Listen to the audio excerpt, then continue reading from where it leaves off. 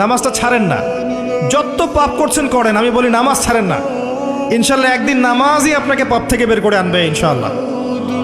আর শয়তান আপনাকে হতাশ করতে চাইবে, শয়তান আপনাকে হতাশ করতে চাইবে যে তুই তো গার্লফ্রেন্ডের সাথে কথা বললি, রাতের বেলা পর্ন দেখলি, তুই তো ফ্রি মিক্সিংয়ে আছিস, তুই মাদকদ্রব্য খাচ্ছিস, তুই কাজে ফাঁকি মারিস, তুই ট্যাক্স আদায় করিস নাই, দুর্নীতি করছিস, তুই আবার নামাজ পড়বি কেন? শয়তান আপনাকে এগুলো বোঝাবে কিন্তু যে নামাজ তো আমার সময় পায় না, আমি তো অনেক পাপী মানুষ। এই ধোকায় পা দিবেন না।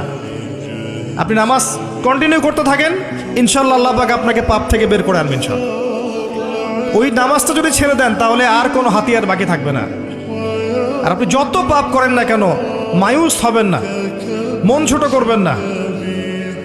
আপনার একটা সেজদা, যে সেজদা আপনি চোখের পানি ঢেলে দিয়েছেন আল্লাহর কাছে, যে আল্লাহ আমার ভুলগুলো তুমি মাফ করে দাও, আমার তওবা তুমি কবুল করো, ইনশাল্লাহ দেখবেন ওই একটা সেজদা যদি কবুল হয়ে যায় আল্লাহ পাক আপনার সব গুনাহ মাফ করে দিবেন ইনশাল্লাহ।